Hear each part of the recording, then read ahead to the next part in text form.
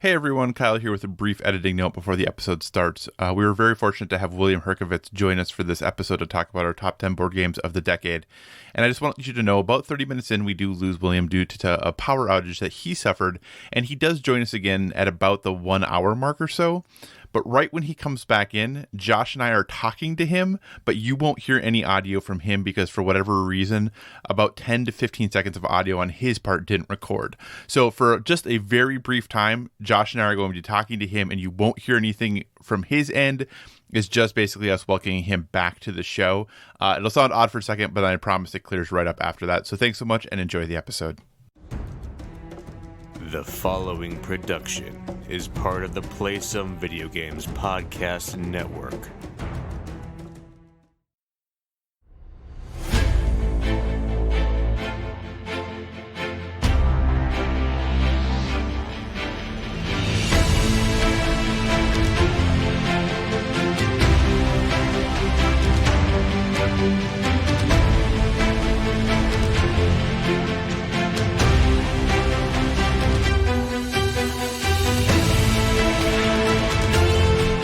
Boarders, and welcome to Board with Video Games, the gaming podcast that strives for the right balance of coverage for games you play on your table and on your television. You can think of us as the Pandemic Legacy Season 1 and Terraforming Mars of gaming podcasts. We're a proud part of the PSVG Podcast Network and thrilled to be part of the Dice Tower Network as well. I'm one of your hosts, Kyle, and joining me on this co-op adventure, the guy who never stops gaming after 12 months. Josh, how are you doing? I was playing Gloomhaven until 2 a.m., and then my son was up at 5 a.m., so I am tired. But you're here. But I'm here, and he's not, so the house is nice and quiet. Excellent. Hey, while Pandemic Legacy Season 1 and Terraforming Mars are two amazing games released in the last decade, they cannot quite topple the Goliath that is Gloomhaven. And the person providing the luminary light that Josh and I so aspire to, William Herkewitz, welcome back to the show, sir. Glad to be back. Third time. That's right. And that's you are the number one guest. Yes. Of the past so decade. You're the top guest of the decade. Congratulations. Thank you. Are you putting together a list of the top 10 guests of the decade? Yeah. I'm doing it right now. I think there'll be 10 people on it, probably. But William, we're really thankful to have you back on the show. Obviously, like you said, you've been on the show multiple times before. Before we jump into the whole topics of the show and all that good stuff, we do want to give some time for you to talk about the stuff you have been working on and doing. So, off the top, how is your top 50 list currently sitting? It's going great, guys. My fiance left for a work trip on another continent on Friday, and I've spent the last 2 days with my South African and Ugandan friends here playtesting board games. Like the last 48 hours, I think 20 of them have been spent over cardboard. So we played a few chapters of this storybook deck building RPG called Tainted Grail by Awaken Realms. This is the Polish company that did Nemesis. We played Bosk by Floodgate Games. Have you guys heard about that game? Yeah. Yep. Mm-hmm. Yeah, the growing trees and falling leaves on a national forest. I didn't expect a whole lot from it. It's great. So we also played Skull Hollow, which is this asymmetric two-player game where it's like a Goliath versus woodland critters, and one of the play boards is the Goliath because critters can crawl across it while attacking it, which I thought was really great. And then I caught up to a 2018 game that I never got around to called Endeavor: Age of Sail, which I don't know. Have you guys played that? No, but we're aware of it. It looks very interesting. I highly recommend it. So it's an exploration nautical game that I feel really bad that I missed. So you're growing an empire by making shipping routes and occupying cities the world over. It's going on my list, even though by the time it gets up there, it's going to be 2 years too late, but better late than never. And then we played it. Yeah. I was going to say, so the last time you updated your list was back in October, right? Mm-hmm. When do we expect the new one? Is it going to be soonish here? Yeah, probably in the next 5 days. So possibly, dang, okay. Yeah, it's possible that it's going to coincide by the time that this podcast comes out. Awesome. Sorry, and then you continue. What else were you playing? We played a game called Bloomtown, which is a city building game. Have you guys heard about that one? Sounds familiar, but I don't know it by memory. Yeah, that's right. You don't need to. It had the unfortunate aspect of being the least colorblind friendly game I've ever played. And we started playing, and my Ugandan buddy Simon he's like, I can't see the difference between these cards. And we're like, oh, are you colorblind? And he responded with, that's what they tell me, which was a great, it was a great non-admission. But yeah, it was unplayable for him. So I was a little sad, but it wasn't that great of a game anyway. So he didn't miss out. So those are some of the games that are in the mix. I recently played PAX Premier, and Nagaraja, Twice as Clever, and Century and New World. And so probably 5 of all the games that I've listed are going to make it into my story update. But all told, yeah, it's a lot of games, even though I still have this like judgmental stack of games, particularly Horrified, Cloudspire, and Core Space that I have stacked up in a way so that I can see them, so I can feel guilty that I'm not, that I haven't played them yet. But they're going to get in my update probably a few months from now if they're as good as I think. So it's a lot of games. And I know last time we had you on, you had talked about doing a board game awards type column. Has that happened? Is that still happening? So I wrote, all of the games are in the Popular Mechanics Board Game of the Year Awards. They're coming out in the next edition, which maybe that's out in the end of the month. They don't, it could be in the paper edition right now, honestly, because I live in Rwanda, and we don't get the magazine or really mostly any magazines here. I'm not ever 100% clear when this thing is going to hit the shelves, but I assume in the next couple of weeks, my Board Game Awards come out. Very cool. Very cool. Anything else that you have been working on that you'd like to talk about, tell us about, chat about before we kind of jump into the full show here? Do you guys play Dungeons and Dragons? No. This is my big blind spot in gaming, and I've never played a tabletop RPG. Really? Oh, man. I Dungeon Master a Dungeons and Dragons game every Tuesday, so I have a bunch of friends that come over to my house here from a bunch of different continents, and it's just, I don't know, it's great. I play it every Tuesday, so it's kind of less time for me to be playing these new games that I'm reviewing, but it's just so worth it. I love Dungeons and Dragons. Other than that, that's all I got going on my side. Gotcha. So if I move to Rwanda, can I join your Dungeons and Dragons group? Definitely. We're playing Secrets of Saltmarsh, so you decide what you want to come in as. Okay. I will see what I can do. I'll see what jobs are available for me. Awesome. Hey, we are going to jump in straight into the show. We are doing a special group of shows here where we're not doing all of the typical stuff. So no housekeeping this week. We're just going to very briefly jump into our topic of the show and then on to our best board games of the decade. With that, William, I know you play some video games. Do you follow the Game Awards at all that just recently happened? No, I didn't follow the Game Awards, but when you told me that it was going to be on the show, I looked up to some of the nominees. So the most recent game that I purchased, I think came out in 2013. So I feel like I'm still working through some of the greats from earlier this decade. So have you guys played the Talos Principle? That's the one I'm like really excited to like boot it up after this podcast. Actually, interestingly enough, there was a reveal for the Talos Principle coming to Switch, I think, if I recall, on the Game Awards. It was one of the trailers that they premiered. So you're right with the times, really. Perfect. I'm with the times. No. So, but reading the coverage has convinced me to buy Disco Elysium, which kind of sounds kind of like a schlubby modern Alcoholics Dungeons and Dragons. And so I'm basically sold. That's I think that might be the best description of it I've ever heard. So we'll cover this really briefly then, because we didn't want to wait until next year, literally, to talk about the Game Awards. So we'll just very briefly go through. Josh, did you have a chance to watch them live? I did. I got home just in time to watch them. Very briefly then, overall thoughts of the show and any surprises or things that stood out to you from the winners. I mean, it was a good show. Surprisingly, I expected it to be. I mean, it's long, very long. But yeah, I mean, secret stealth drop of the new Xbox console, which was pretty crazy that they did it on that show. I was very surprised that Sekiro won Game of the Year. I was very surprised that Devil May Cry won Action Game. I don't think we accurately predicted more than 50% of the winners. I think probably well under 50% of the winners. So I was very surprised that Smash Brothers beat Mortal Kombat 11 in the best fighting game.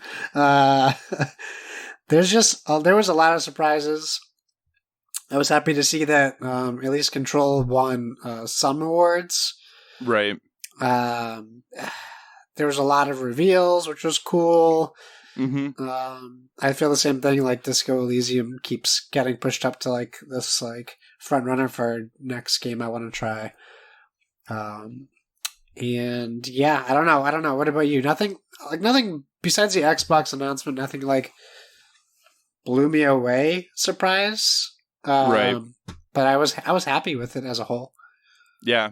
No, I thought the show, like you said, it got a little long in the tooth, but there were some cool reveals. I think the Xbox reveal there, I thought was odd that they had a fan show a month ago. Yeah. And then they still choose to reveal the Xbox Series X at the Game Awards. The new Hellblade looked sweet. Like it looked really good. Yeah. But yeah, overall, I thought the show was fine. That Fast and Furious game was pretty rough looking. But other than that, yeah, Sekiro winning Game of the Year was interesting. I also thought it was funny that Sekiro isn't involved, at least on the Xbox and PlayStation side, in the Game Awards sale. So it won Game of the Year, but you don't get a discount on it. So that's kind of interesting. But overall, I mean, I thought decisions were pretty good. I wish Control would have gotten more because, obviously our love for Control is known well. But that game was just amazing. But overall, I don't think they blew it on anything. I don't think there was anything that was completely wrong. I was very sad for you that Mortal Kombat 11 didn't win Best Fighting Game, but I also kind of figured that Smash Brothers would win. So I'm sorry for you there. That's okay. Okay, so what's going to win Game of the Year? And go ahead, William. No, I got a question and a comment about these Game Awards. The first question is: have you guys actually played the Game of the Year, Sekiro? Do you know why people are saying it's such an amazing game? I do know why they're saying it. They're saying it because it's a Dark Souls game, and it just has this reputation of this cultish, crazy following of like this game is so difficult and it's so great. Like it just kind of has that. And I'm not saying that it isn't that game, but that's just kind of the reputation that the Dark Souls games carry with them. But I have not played it because it is a Dark Souls game. Yeah, I think it kind of goes along with this year. There was a lot, like all the nominees were good, but there wasn't a standout game or two this year, and I think it just split a lot of the vote as a result. And this game is 90%. 90% of the weighting is on what the critics say. And I think of all of the games here, Sekiro is the game that most consistently scored really well, other than maybe Smash Brothers. So I think that Death Stranding was super divisive. Resident Evil 2 people really love, but some people just don't like horror games. So there's a lot of things I think that, and not taking away from the game, I think is probably a very well made game. But I think, From Software games tend to score very well and are critically looked on really positively. So I think that just weighed a lot in its favor. The other thing I want to play it. The other thing is I want to say about this Xbox reveal. So I saw the video of the Xbox reveal, and then I tried to desperately go through Wikipedia to get some information. Because from what I could tell, what was revealed was a shape, like a rectangle, with no data attached to it. And I've never felt more out of the loop when I'm like, what does the rectangle do? Yeah, well, the problem is they released the specs like a year ago. So it's all disconjointed how the information's getting released. So, yeah, for someone like you who isn't following that, it would definitely feel weird just to see this GameCube times 2 released and no technical specs around it. But I think for us, the people who already knew, we still had to look back up to see what those specs were because it's been so long since we talked about them.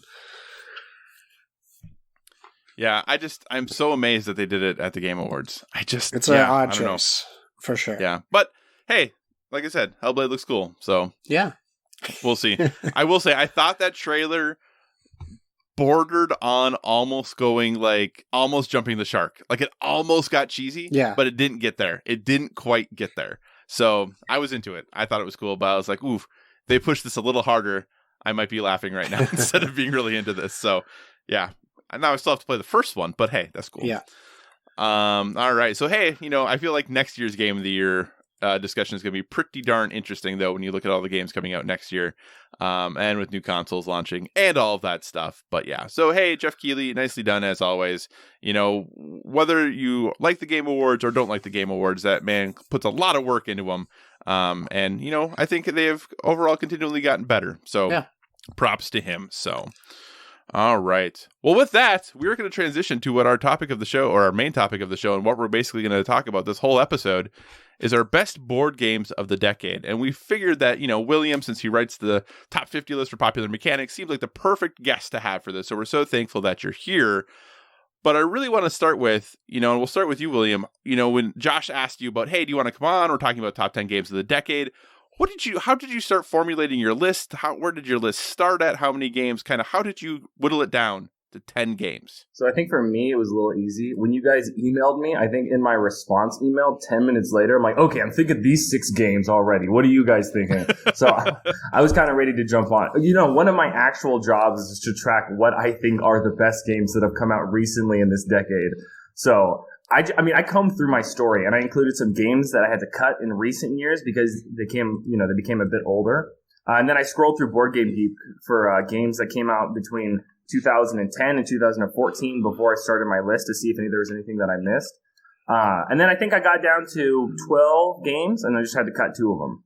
I will say, though, that this process of making this list is different than something that I would put together for Popular Mechanics, or that I would suggest to people for games that they should buy, or that I would tell people are like the best games that everyone would think of, the best games of the decade. So these are just what I think are William's top 10 games from 2010 to 2020 or 2019. And I know I'm skipping 3 definite games that you guys are probably going to roast me for. So I'm gonna wait to see those ones coming out. Well, we'll see, because we all just made our list of favorites, and I have made predictions for both of you as to what I think your number 1 is going to be. So we'll see how accurate I am. You'll know mine. I think I know Josh's, but William's, obviously, we've only talked 3 times, so this might be a little more challenging, but we'll see what happens. Josh, what was the process for your list and making your list come together? The super easy list that was so easy to do, it wasn't in trouble at all.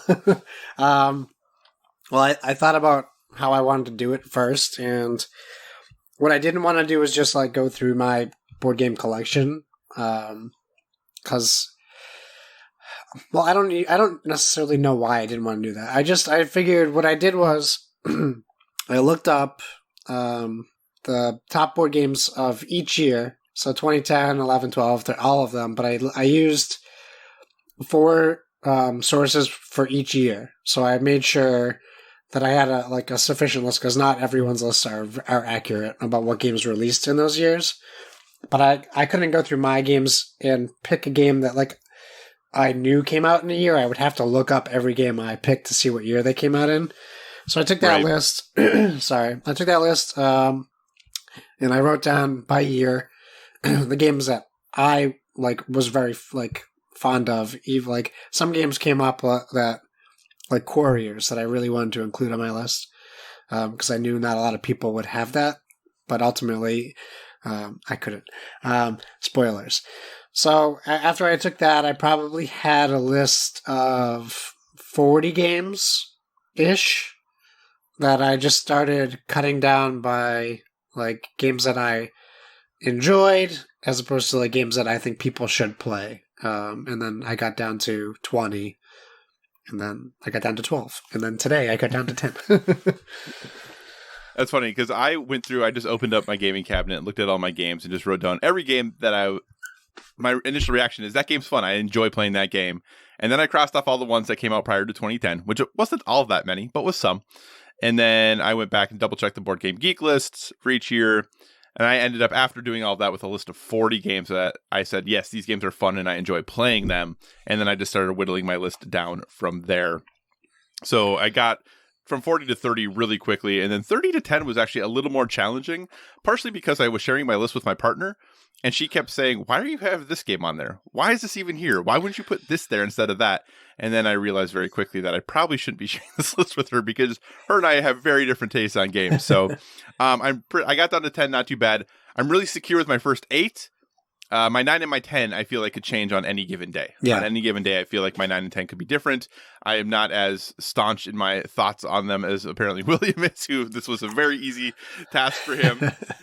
I had this was challenging. This was way harder than I thought it was going to be. So, yeah. But, okay, so what we're going to do, we're going to go ahead, we'll talk about our top 10s, and then we're going to talk about the decade a little bit as a whole afterwards, because I don't want to, in case we want to reference games that are in our top 10 as examples of things, I don't want to potentially spoil lists. So, we are going to start covering our top 10 games of the decade. William, as our guest, you get the joy of going first. What is your number 10 game, sir? Beautiful. So first off, I just want to say that you guys should just become more comfortable with being horribly wrong. That's what I've done. This was super easy. All right. So for each of these games, I've given it a title like I would for a story. So it's going to be the decade's best something. For example, my number 5 is the decade's best engine builder. So this is how I'm going to make sense of what the decade's top 10 games are. So the decade's most joyful game, that is my number 10. And this is Colt Express. Have you guys played this game?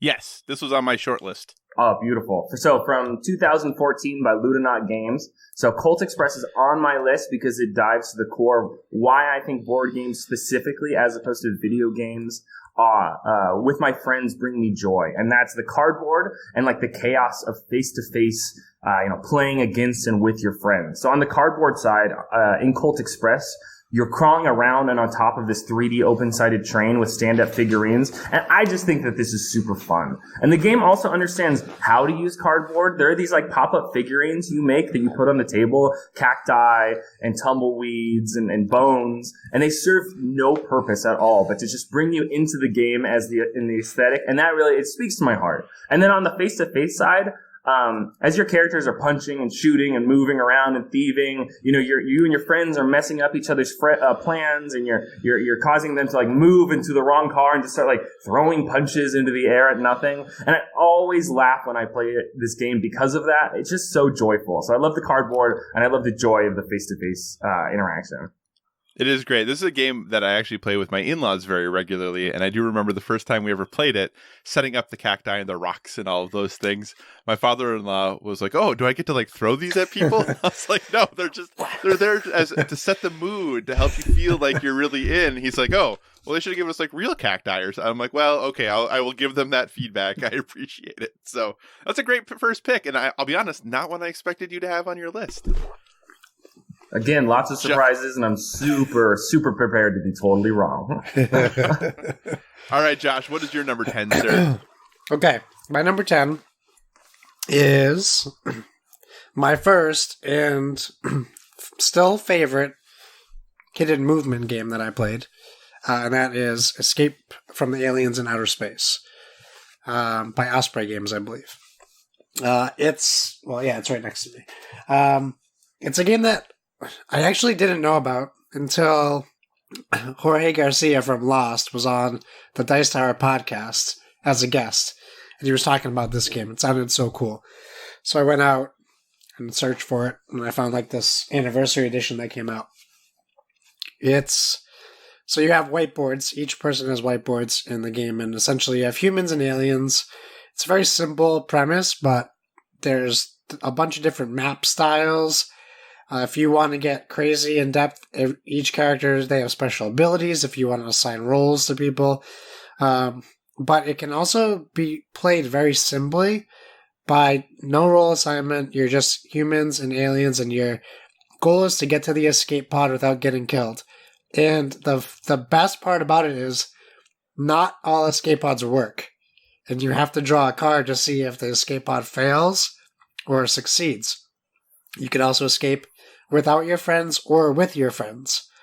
And if that escape pod does fail, you have to get to the other end of the map to try to use the other two. And now the aliens know where you are. So there's a lot of suspense. It's just a lot of fun. And it's a game I think that everyone should at least try or play. Number 10. Awesome. I've never heard of that game. That game sounds great. What year did it come out? It came out, you know what? I had all the years written, and I should have just kept them on there. So now I'm looking. This Ultimate Edition was in 2016. So by Osprey Games. I think the original came out in 2010. Yeah. Awesome.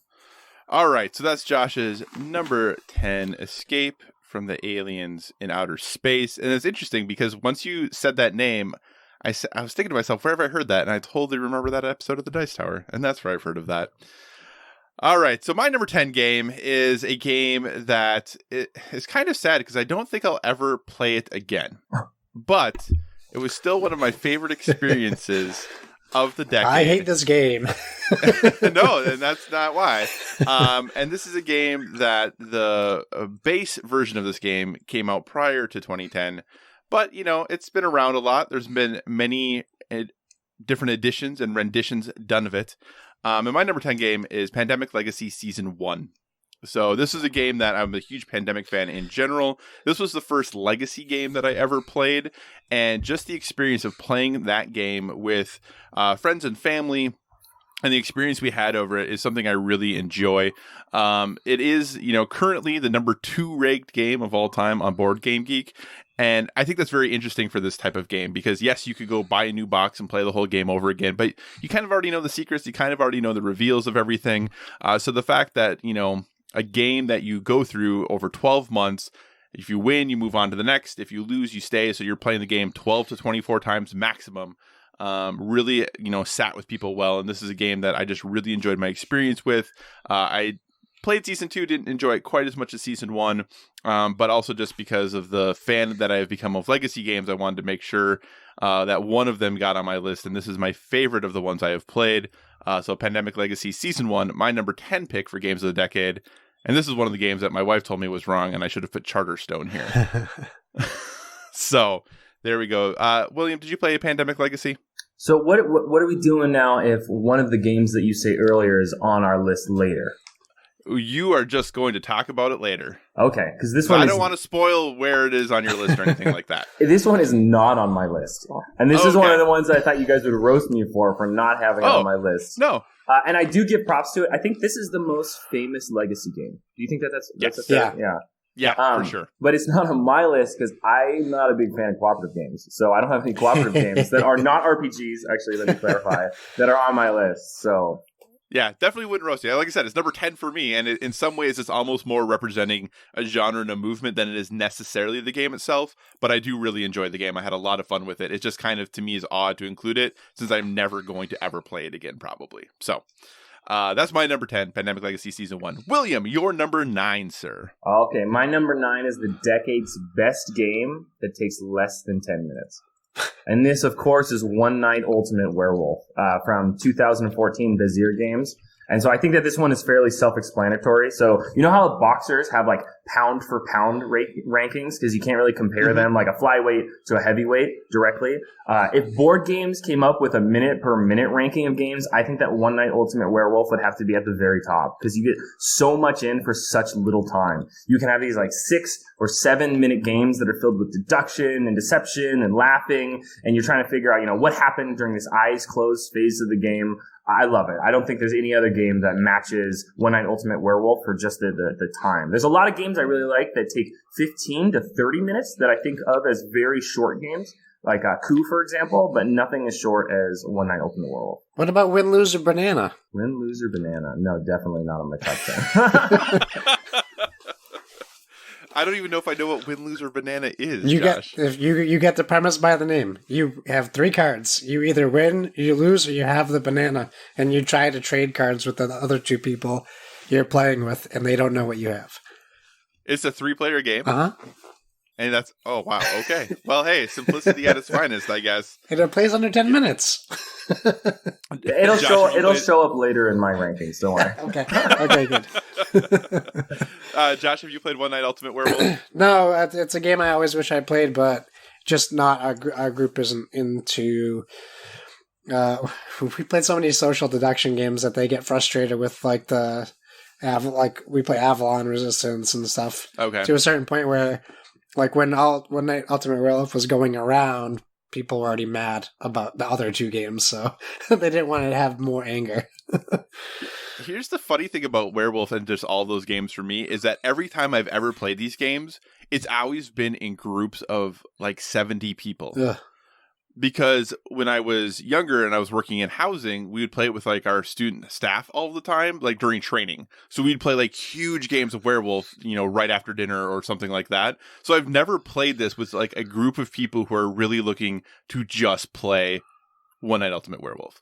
So yeah, I maybe should probably do that sometime. It seems like a way I should experience that game. Josh, your friends should consider it too, your group, because I would say One Night Ultimate Werewolf is the only deduction game that I really love that's not a friendship breaker. Because it only goes for like 6 minutes, you do the thing, you lie, you get lied to, it's over, you play another game, no hard feelings. Yeah, I played Werewords at PAX last year, and I really liked it, but my wife wasn't into it. It's still a game I want to grab, because I do think that the friend group would enjoy it. But I don't know the comparison between that and how much different Werewolf is. So, who knows? All right, Josh, your number 9, sir. My number 9 is a game I thought would be higher on my list, and it's Wingspan. I expected it to be much higher, but going through these lists and while I definitely agree that this is a great game, I think it could rise higher in my list in the more the coming years as I play it more. But in the past 10 years, I just don't know that it's been out long enough for it to surpass the other games I enjoy. And I know I'm not really saying much about the game itself, but I think as far as if I looked at all these other games, I would probably play more of them by choice over Wingspan, because Wingspan is a longer game. Depending on if you're trying to teach it to new people, it takes some time. I don't know if you were teaching this when you did your thing you did yesterday, Kyle, but I did. That's actually almost all I was doing was teaching Wingspan. So I feel like there's still I don't know. There's still a little bit of a learning curve compared to I'm defending it being so low is what I'm doing. It's a great game, and it's a gorgeous game.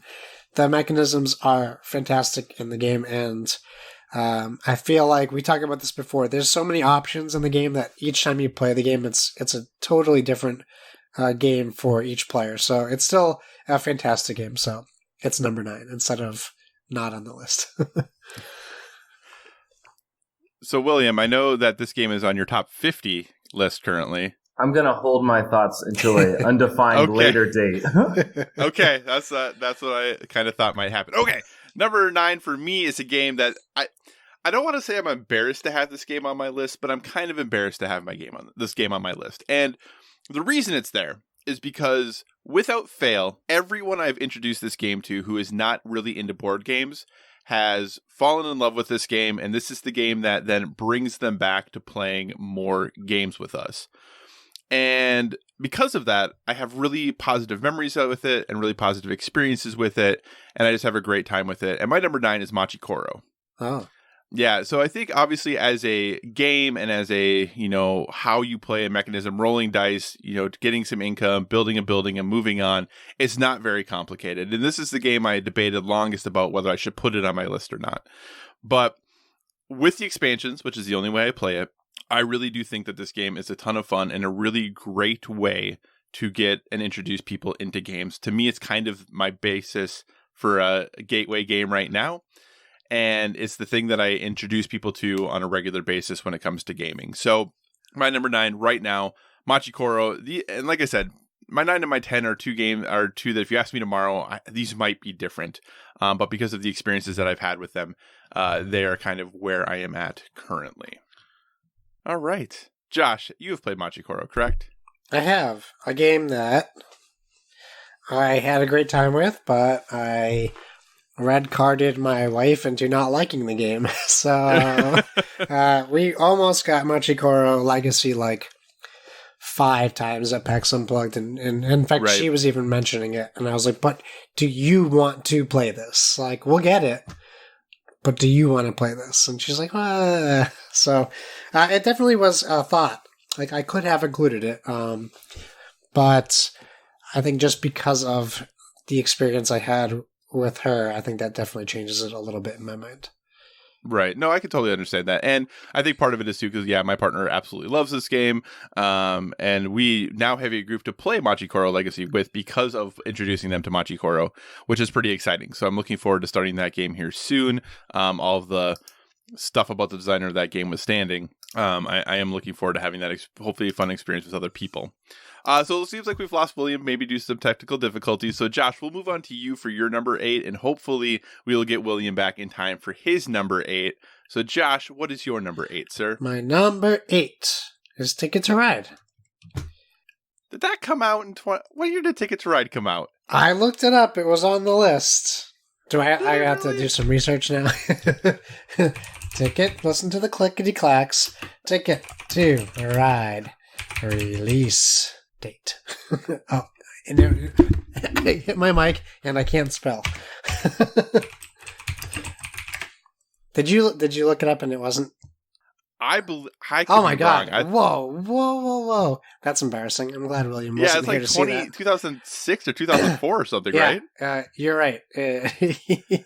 It's funny because when I was doing my lists, it came up on a couple lists. But that's the thing with board games, right?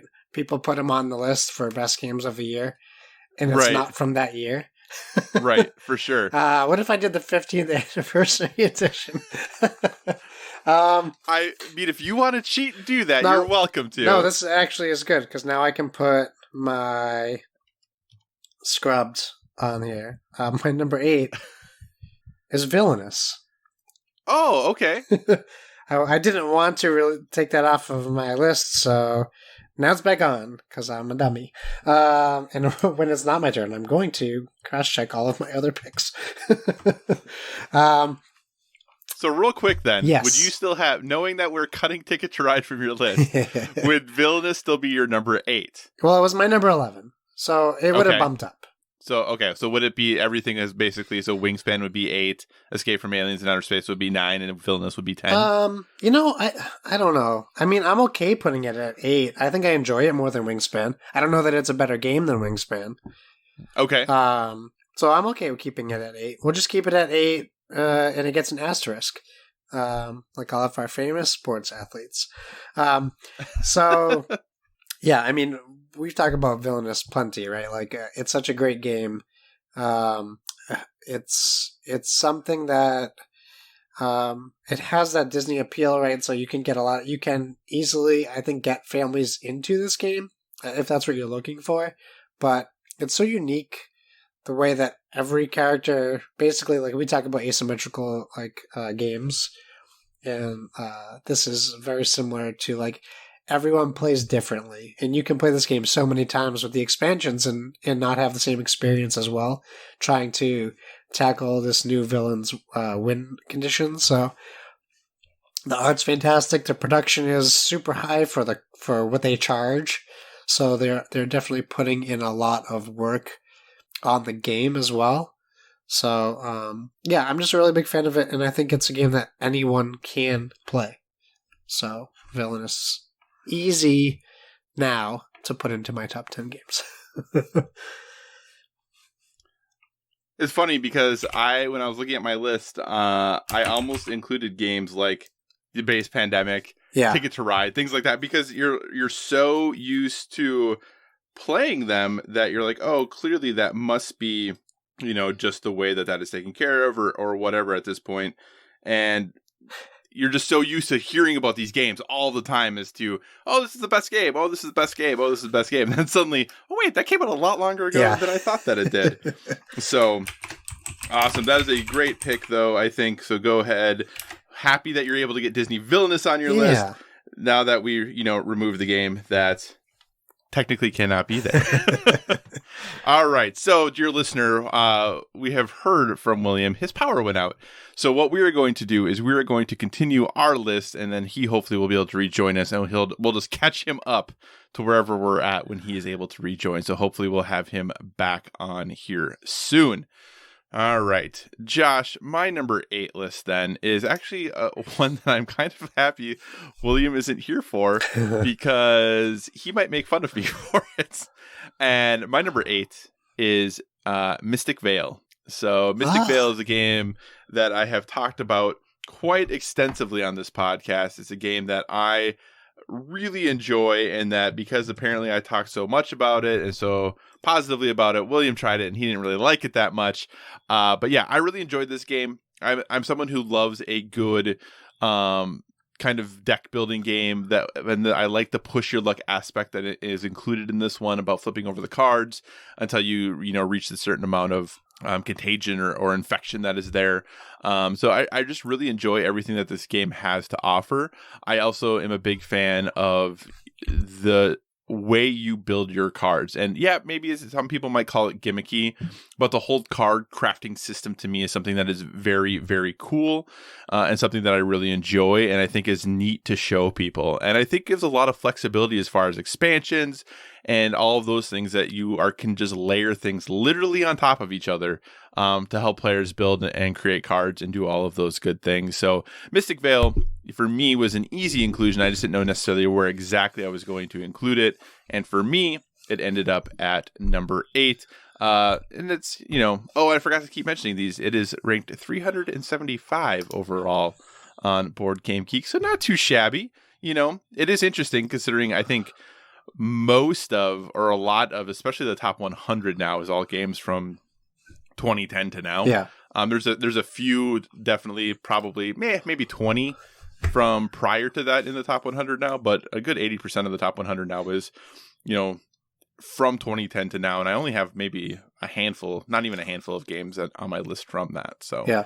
But you're a fan of Mystic Vale, yes? I am, for sure. It is unique if it's your first time playing a card crafting game, so that's always fun. I like the manipulation you have and how much strategy there can be if you want there to be. And it's definitely a unique looking game as well, so I'm a fan of it for sure.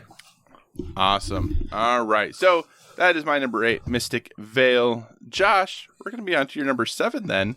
What is your number 7, sir? My number 7 is Pathfinder Adventure Card Game. Oh. And I'm typing while I talk because that's what I do.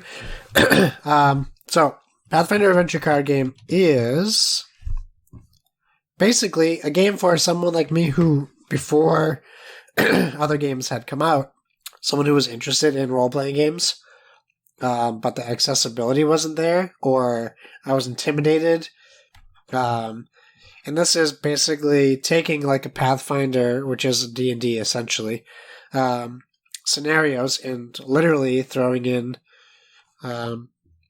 card games, a card game aspect. So it is a tabletop RPG in board game form. What I really like about it is you're playing with a party, you're building your character by adding cards to your deck.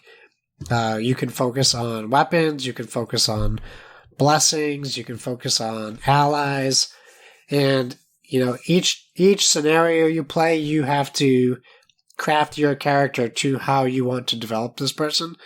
Mm-hmm. And you're exploring locations, and you have to use teamwork, or do you? Like, there's a lot of things going on in this game that I'm really thrilled that they revamped this game and have released a better delivery method for the game and the expansions. Now that you can get like the core set, and then you can just buy like modules to add to your core set as you progress.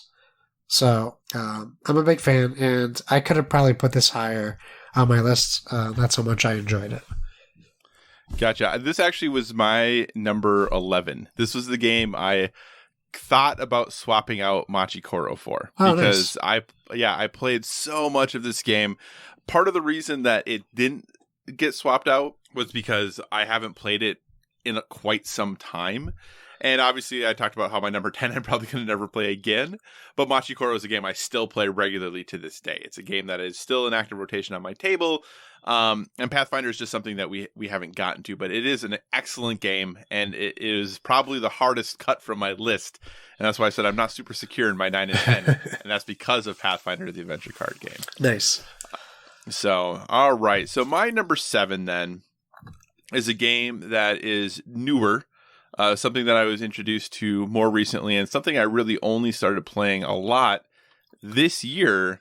And that was because of Josh telling me I needed to play this game.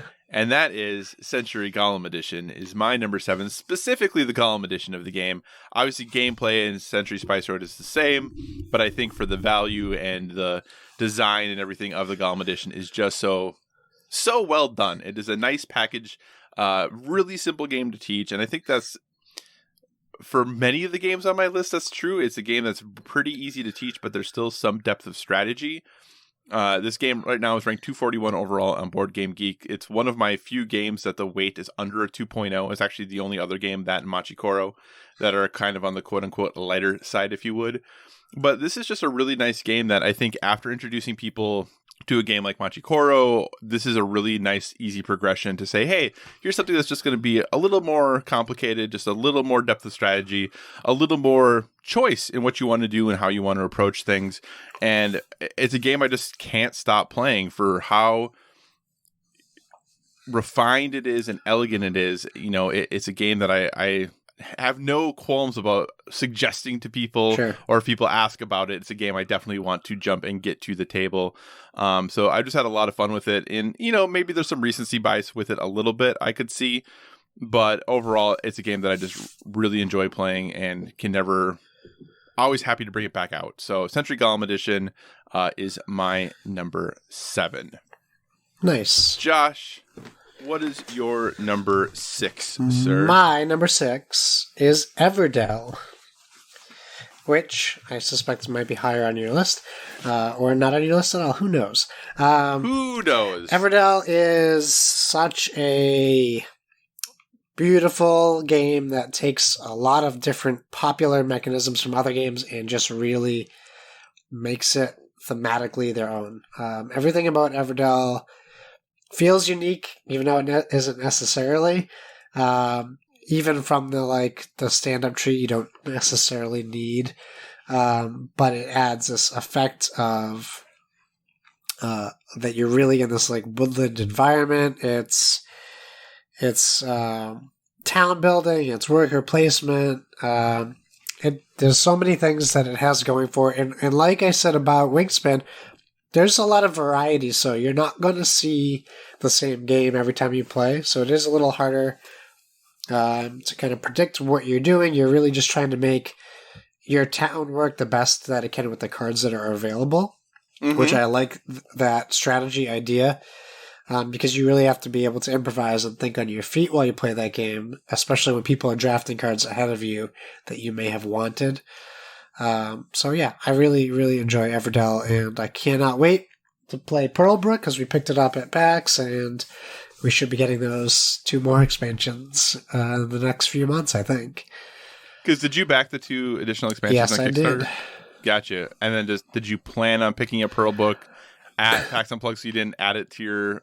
After their backing. shipping mishap, I didn't. Right. I didn't get it, and I didn't go back after they said they corrected it. So I just assumed, and I was able to get the deluxe edition at PAX. So gotcha. I made out like a bandit because I got it cheaper without the shipping. Oh, that's great. Yeah. That's absolutely great for sure. All right, so that is Josh's number 6, Everdell. Josh, do you want to know something very interesting? I always want to know something very interesting. My number 6 game of the decade is Everdell. That's awesome. Look, we're syncing up and we didn't even try to. Yep. And we didn't share our list ahead of time. No, we did not. So yeah, I would echo everything you said. Everdell is a game that and I think that's kind of, I'm going to sound like a broken record for a lot of these games, that I just want to get to the table. When I'm looking at the games that I want to play, it is one of the games that jumps to the top of I want to play. The artwork in it is great. The mechanisms with the city building is done really well. And like you said, there's enough variety in what's going on that you never really feel like you're doing the same thing over and over and over again, because you could choose to do different things and there's new varieties of ways you can approach the situation you're in. I think how the board is designed with the tree and how they have laid on the expansions with being additional boards that butt up right next to the current board, and add new mechanisms and ways to approach things is great. I think it's a really clever design done that way. The components are fantastic. It still has my favorite component of any game with the berries. They're so good. I love those berries. So yeah, Everdell I think is just an absolute home run. I think also, fortunately for the most part now, it's available. When this game first came out after the Kickstarter, it was super hard to get. If you did find it, prices were double, triple what MSRP should have been. And now the game is just pretty much available on Amazon and cool stuff and all of those places. You can pretty much just order it, which is great. And even at the base game, the production values are great. Yeah. It isn't a game that is lacking in any way, that I think at least. And Everdell is a game that really I am quite smitten with. It is ranked number 87 overall on Board Game Geek. So for a game that came out in 2018, not too shabby. And I think it's just complex enough that it makes you feel like you have to make some tough choices, but not so complex that it scares away people who don't like quote unquote heavy games. Yeah. So it just hits a lot of really good spots. And my gosh, the creatures are so darn cute. Yeah. They really are. So Josh and I in sync on our number 6 games of the decade, Everdell. Josh, what is your number 5 game? My number 5, because of the Ticket to Ride fiasco, I had to double check to make sure I got the year right. And it is 2010. Perfect. Is Seven Wonders. A game that I played wrong for so long, but it still is so good. It is deck drafting and city building, not city, wonder building. Yeah. It is a game that I can and will always go to. It's very easy to teach. It's very fun to play. And there's such a wide variety of people you can play with that it makes it... I almost put Seven Wonders Duel because I really enjoy that as well. Mm-hmm. But I think Seven Wonders as a whole really fits this list for me, that I feel comfortable teaching it to anybody. I can see myself playing it in 10 years still. It's a game that once you get people who play it enough, it's not a long game as well. You can kind of play it quickly-ish. And I just love everything it does. It still is a good-looking game. It has a great table presence. It takes up a lot of space. It really looks like a lot of things are going on, which there are. There's so many different paths to victory. It's just a fun, exciting game that's just always going to be in my top 10, I would guess. Gotcha. Did you see, there was someone, I can't remember who it was, that just posted they had played a game that they called a Seven Wonders Killer. Yes. I did see that. And I can't remember if that was Gameosity or Ella or it was who Ella. It was that was it Ella? Yeah, and I'm trying to remember what the game was. I know, that's what I was trying to remember now too. She did post they were playing a game at PAX Unplugged that was a Seven Wonders Killer, and I don't remember what it was. Oh, It's a Wonderful World. Yes, It's a Wonderful World. That's what it was. And I did see that at PAX. I just didn't play it. So that will have to go onto the list. Yeah, that's very interesting. Because as soon as I saw that, I immediately became far more interested in that game. Because Seven Wonders, I don't want to spoil anything, it's not on my list, but it came darn close to making my list. It would definitely be a quote unquote honorable mention. And I think part of the reason that Seven Wonders for me didn't make the list is I think I might like Seven Wonders Duel better. I like it better with 2 people for sure. That's true. That is true. And I think for me, the big thing with Seven Wonders is sometimes at the end of the game or towards the end of the game, you might get to a point where now you're just getting cards that I guess I'm just going to cash this in for some coins because I don't know what else to do with any of these cards. And that's always the hard part with a drafting game, right? You're always, or typically, going to get to a point where it just doesn't work or pan out, or you don't get the cards back that you wanted to, and suddenly you're like, oh gosh. But Seven Wonders, no doubt about it, great game. Something that still gets played regularly at my house as well.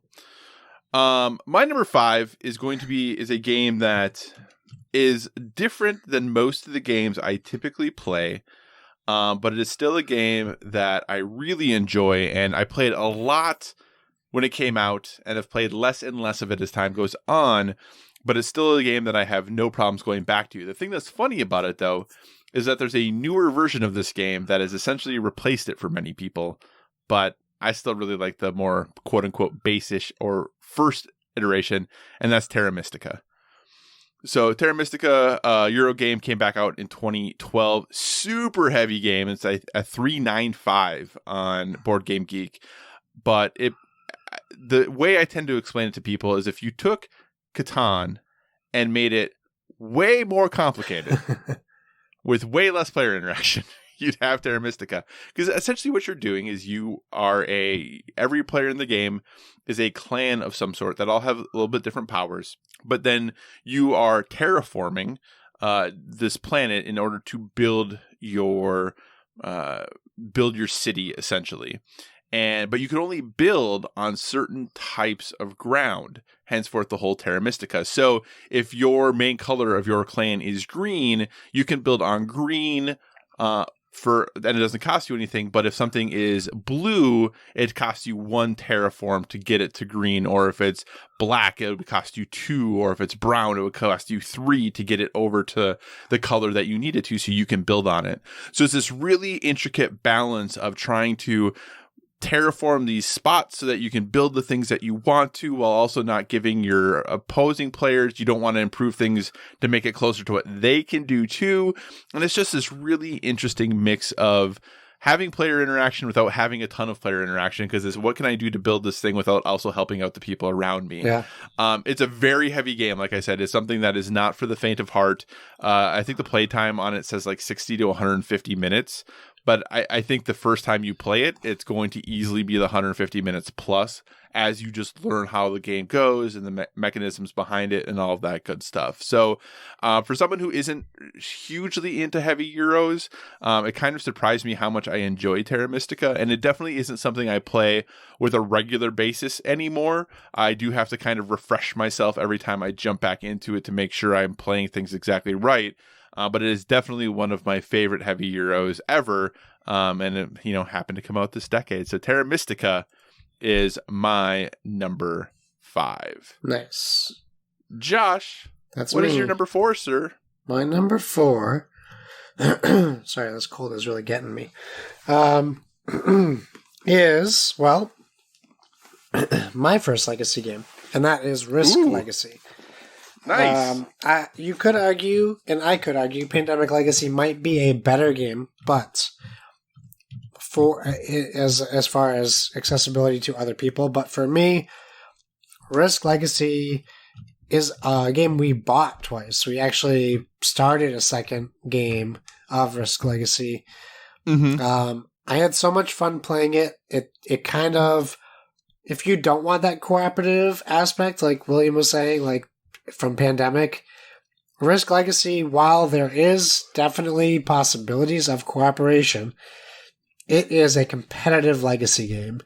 And you are naming countries, just like Pandemic. You are shaping the map. You are changing, like nuking continents where you can never go to again. There's a lot going on in that game. There's secrets. There's things to open. There's things we didn't even know existed until after the game was over.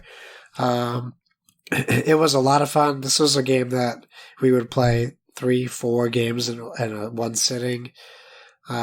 Sometimes they go really quickly if you know Risk. Sometimes they take a long time. Just depends on military management and how you handle zombies. But spoilers. Yeah, I know. it's over 10 years. That's a 10-year-old game. No, it's not. It's like 5-year-old game, 8-year-old game. 2011, I think. Oh yeah, 8 years. Yeah. So, Risk Legacy, a game I would happily play again if anyone wanted to play it. And a game I think if anyone's interested in legacy games, they should seriously consider cooperative versus competitive, and then you have your two choices. And I think at my number 4, you could easily swap Risk Legacy for a Pandemic Legacy, depending on the play style. But for me, it's Risk. And I think you kind of answered the question. It seems that you feel this game still holds up well today, even with the changes and advancements in quote-unquote legacy games and kind of how those games play out now. Do you think this game still is a good legacy game, per se? Yeah, for the game itself, I think it does everything right. I mean, could you replay it and probably decide ways that they could have done things better? Probably. You can do that with any game, I think. I don't think the developments that have changed in the legacy format would make this game so much better that I wouldn't want to play the original. He's back. That timing was perfect, actually. That was nicely done. Well, hey, William, welcome back. We're thrilled to have you rejoin us. Nope. Oh, no, we're going to keep that all in. We're good. So here's what's been going on. Josh and I have been continuing to work our way through our lists. So what we'll do is we'll share with you all of our lists up to the point we've gotten to. And then you can share your list up to that point. And if you want to heckle any of our lists, you're welcome to do so, okay? Okay, so Josh was at... I will skip the part that Josh got really embarrassed about. I'll say it. I put Ticket to Ride on my list because I did wrong research and thought it came out in the past 10 years, and it certainly did not come out in the past 10 years. So, anyway, Josh's number 9 was Wingspan, 8 was Disney Villainous, 7 was the Pathfinder adventure card game, 6 is Everdell, 5 is Seven Wonders, and he just finished saying that his number 4 game was Risk Legacy. I don't even know where to begin with all this horrible. No, those are all great choices. Seven Wonders is really from the last decade? Yeah, it came out in 2010. Oh, 2010, yeah.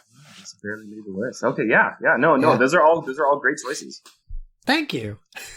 I do like the expanded universe version of Last Decade, which encompasses Ticket to Ride. Great game. Yeah.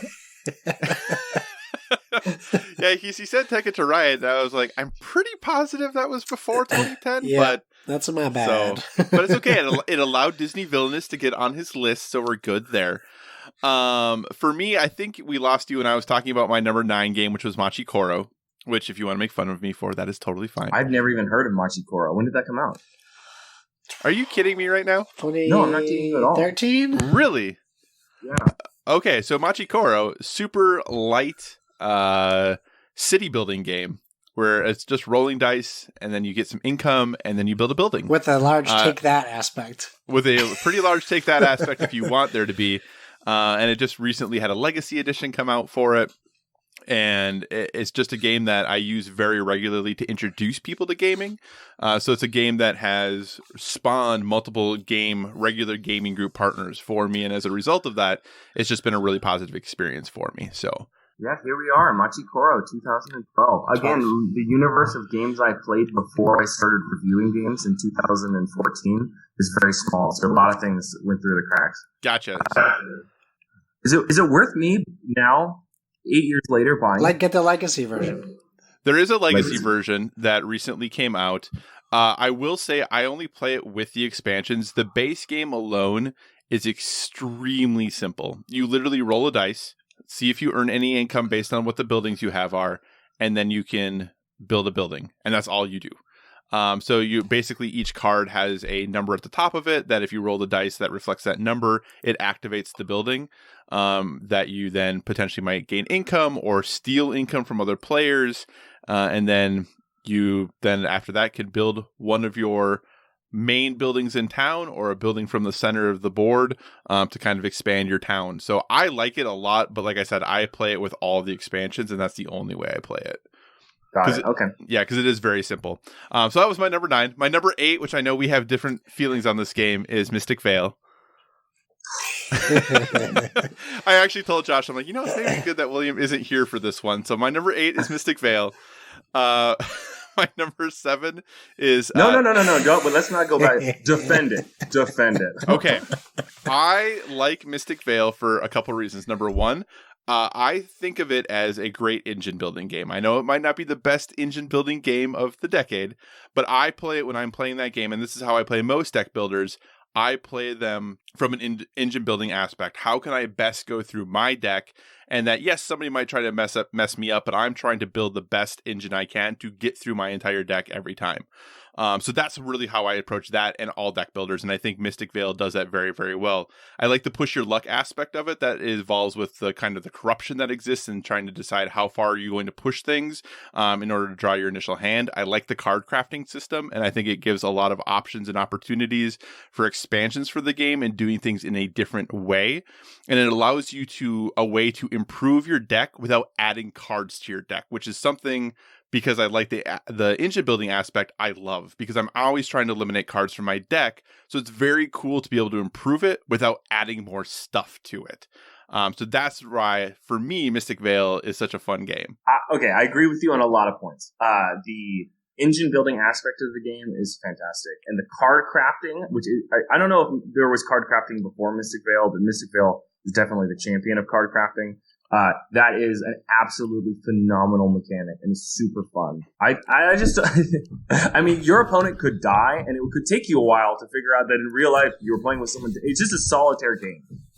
Oh, yes, there is very little to no player interaction. Absolutely. I don't disagree there. But yeah, but there's a lot of great things about the game. So I think we can agree to disagree. We can move on. Yeah. I just think the things that I prefer about games maybe don't really, and the things that you prefer don't necessarily present themselves in this game, and that's fine. So that's my number 8. My number 7 is Century Golem Edition. Are you kidding me? No, I'm kidding. I'm kidding. That's my number 7. My number 6 was also Everdell, so matching up with Josh there. And then my number 5 is Terra Mystica. So Everdell is something that I cut from my list. I really like that game, but I decided that maybe it didn't deserve a space in the top 10. Century Golem Edition. Have you played the new Century and New World? I have not. I have not either. I think that is my favorite incarnation of the Century game so far. So I wonder if when you play both of them, if you would replace Century Golem Edition with Century and New World. I very well may. So, but yeah, so that is where I got to, and I had not done my number 4 yet. So what I will do is I will do my number 4 to get us all on the same level, and then we'll just have you go through your 8 to 4 if that works for you. Sounds great. Okay, so my number 4 is a super new game, and actually a game that has already been mentioned one time, and there might be a bit of recency bias in this, but I just really have loved my time with it, and that's Wingspan. I really enjoy the theme of this game, the components of this game, and the fact that there is so much variability with the number of ways you can build things out. I think there might be a little bit of, I don't want to say unbalanced, but I think there are some strategies now, having played it as much as I have, that are definitely better than others. But I think there are ways that you can mitigate that, or if you recognize what your opponent is doing, ways you can kind of play around those things. So I've really enjoyed my time with this game. It's something that, like I said, I was demoing for people this weekend. And it's something that's really quickly found its way into my heart in a really positive way. So my number 4, like I said, Wingspan for the decade. I'm going to continue to hold my thoughts on Wingspan until an undefined later time. Okay, sounds good. With that then, William, like I said, the floor is kind of yours for number 8 through number 4. All right, let me catch us up. Maybe it'll be interesting. Can I give you the title of the game? So the title of what I would give, for example, the decades. My next game is the decade's best to play with anyone. Can I tell you guys these titles as I go and have you guess which game I'm referencing? All right, the decade's best game to play with practically anyone. What is this? This is number 8. Monopoly. Oh wait, see, we are sticking with your expanded world of a decade. Mrs. Monopoly. Best game to play with practically anyone. I am going to go with... See, I was going to guess like 7 Wonders, but that obviously is not going to be it since you didn't... Best game, play with practically anyone. Here, I'll caveat it and it'll make it easier. So long as they speak English. Codenames? I was going to say Codenames? Beautiful. Okay. Codenames, 2015 from Czech Games Edition. So... I often have people, because I do this top 50 best new games list for Popular Mechanics, I have people ask me what games that they can bring to their families over their holidays, or bring to a party, or play with people that say that they're not fans of board games, and I always tell them Codenames is the game for them. So this decade, I have not played a more inviting game that is still really, really fun. I would also give this one best word game on my list because there's no other word games on here. I love the challenge of trying to connect all these disparate words through like a single through line, and how you can have like a team of 5 where one person just wants to talk or just watching versus a team of 3, and it doesn't really matter at all. And so it's super inviting. It's the best game to play with practically. We got you back. Well, sorry, where did you lose me at? Single through line. Yep.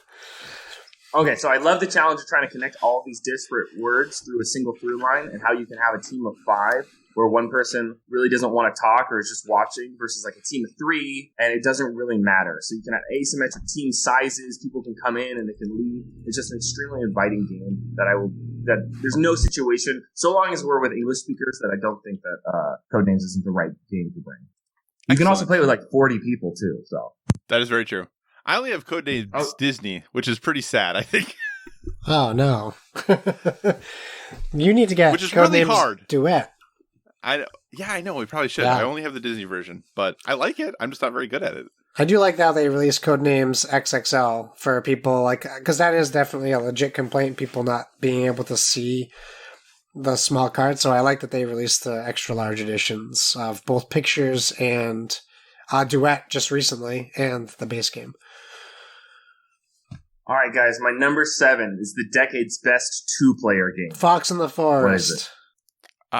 7 Wonders Duel? It is Star Wars Rebellion. 2016 Fantasy Flight yes. game.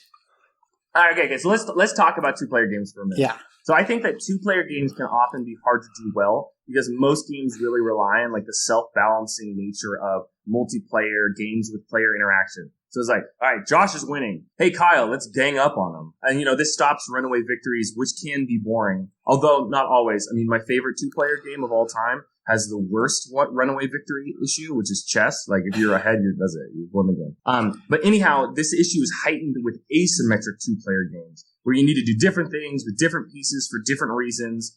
And you need to, make sure that both players have the same chance to win, all things held equal. So I'm talking balance, boys. And I think that Star Wars Rebellion is the most balanced 2-player asymmetric game of the decade, along with being the most fun 2-player game generally. I love being the rebels and hiding your base and like protecting planets as like a decoy. I love being the Empire and just laying waste to these puny forces. Everything about this game is the best. Nice. So do you even recommend playing it with any more than 2 players? You can't play with any more than 2 players. Can you? I thought you could play Rebellion with up to 4. That's Imperial Assault or Armada, I think. I think it's only 2 players. Yeah, it's definitely only 2-player. It's like the Empire on one side, the Rebellion's on the other side of the board. Unless there's like a version where 2 people are sharing being one of the players, I think it's just a 2-player. Okay. So let me answer your question with authority. I don't recommend playing it as more than a 2-player version at all. Perfect. Okay, all right. So next one, the decade's best epic game. What is it? Number 6. What is your definition of epic game? Like Twilight Imperium? 4th edition? Yeah, you got it. Twilight Imperium 4th edition. So 17, Fantasy Flight Games. So if I can make a literary comparison to define epic for you, sometimes you want to read like a magazine article or like a book of short stories and get something light, but sometimes you want to pick up like a Dostoevsky novel or Moby Dick, and not in spite of the heft, but because of it. You want to be on this epic journey, and that is Twilight Imperium 4th edition for me. So I actually last played it 3 weeks ago when I was back in the United States in my hometown for the Thanksgiving holidays.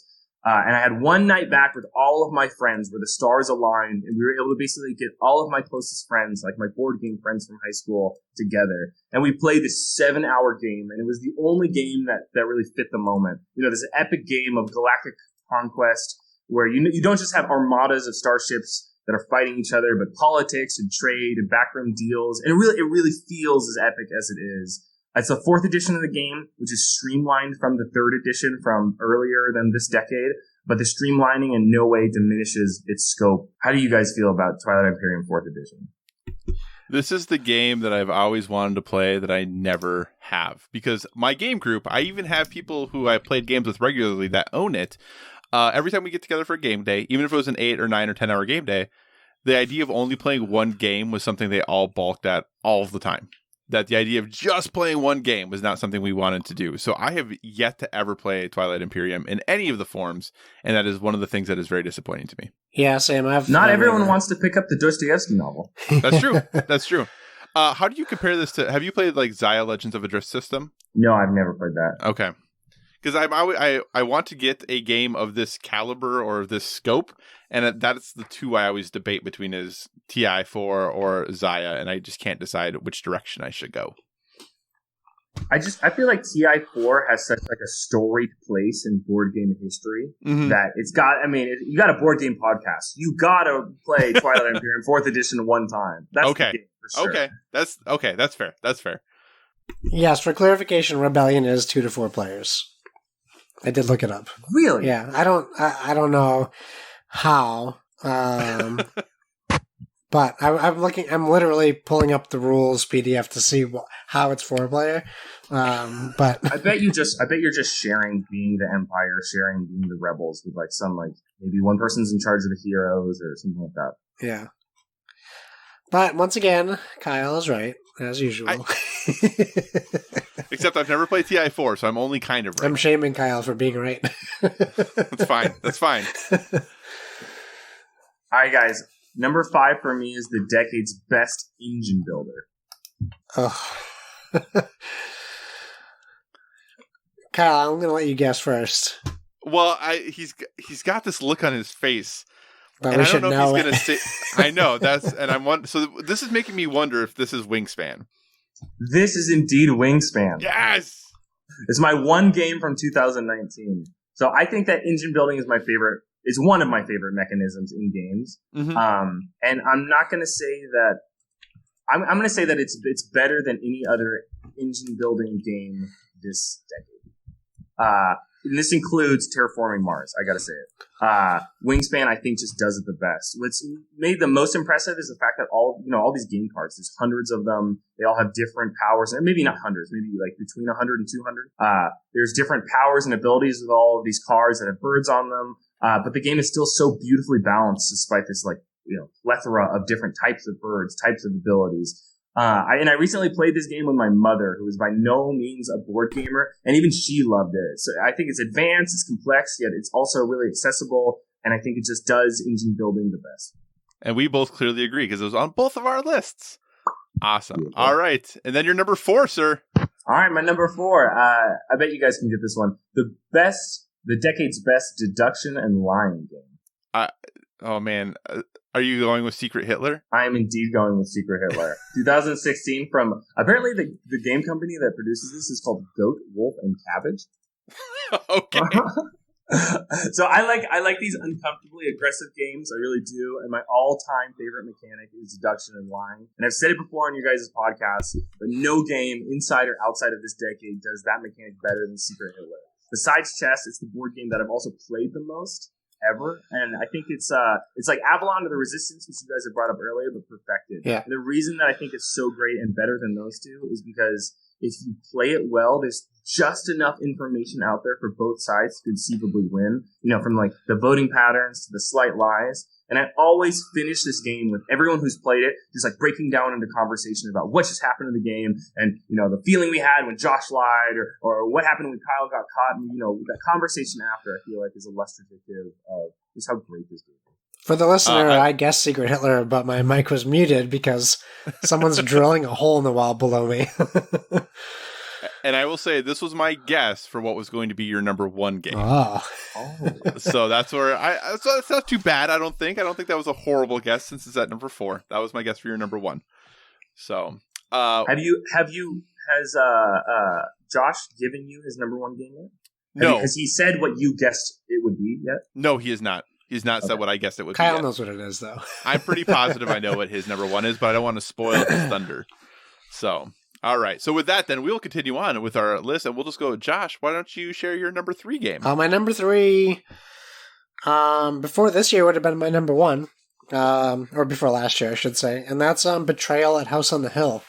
Betrayal is a game that, just like I said about Seven Wonders, this is a game that I feel like I could still be playing it in 10 years, and it's very easy to teach people, but it also gets people into a board game. it's more than just moving pieces around. While it is that, there's so much of exploration to the game.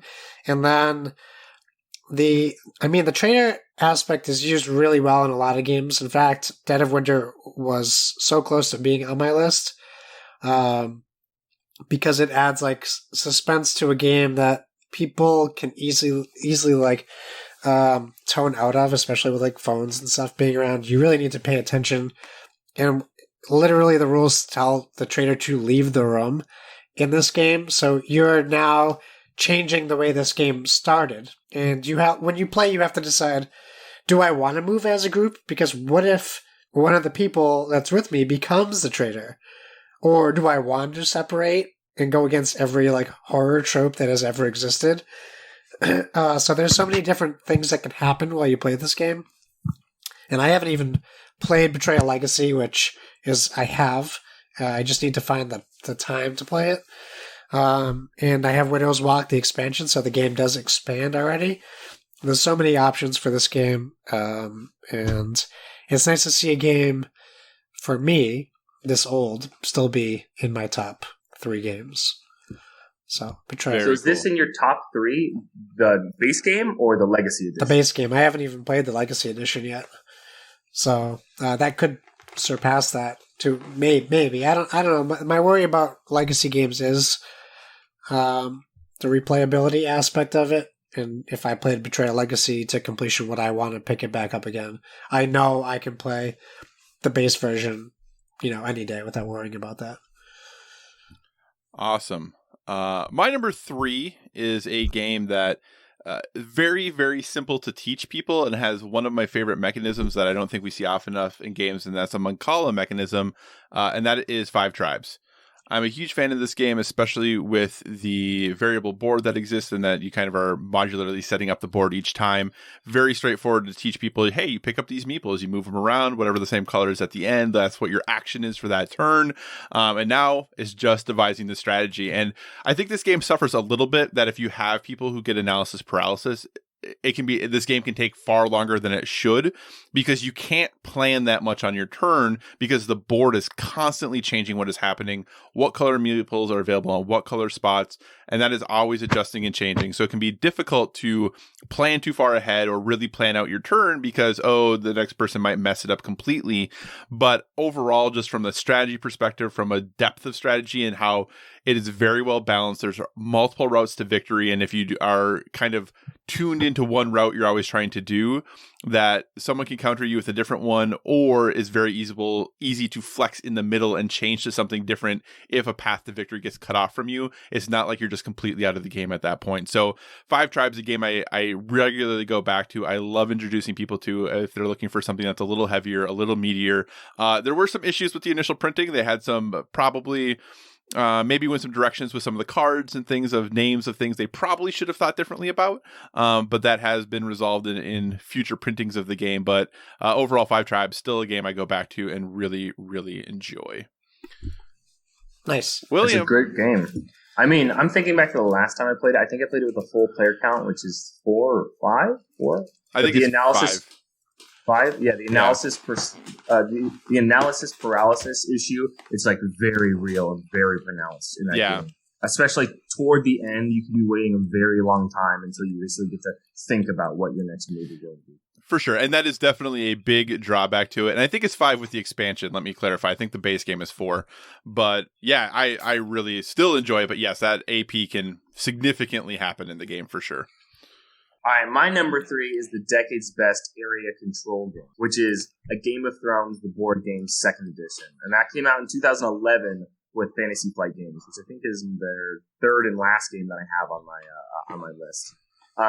So I've been actually reading a fair amount about the history of board games recently. I did this column for Popular Mechanics on the history of Magic and Dungeons & Dragons, and I've come to really appreciate how many mechanics are borrowed from war games that have been around since like the Prussian era, specifically this mechanic of area control. And I think that if there are a couple of like classic mechanics for board games, this one, as we saw in Risk or Diplomacy the Game, it has to be like one of these like classic mechanics of all time for board games. And I think that the Game of Thrones, the board game 2nd edition, does it the best for this decade, hands down. There's this like mix of like fighting, alliances, foresight, planning, pleading, begging, dying. I played it twice this year. It's almost 9 years old. I'm going to play it next year, I'm sure. I love this game. This is a game a very good friend got, and with the intention of us playing together, and we still haven't gotten together to play it yet. And I'm very sad because I very much want to play it. We used to play it a lot back in the day. This is the first game I ever accidentally backwards folded the board and snapped it right in half. Our third game in.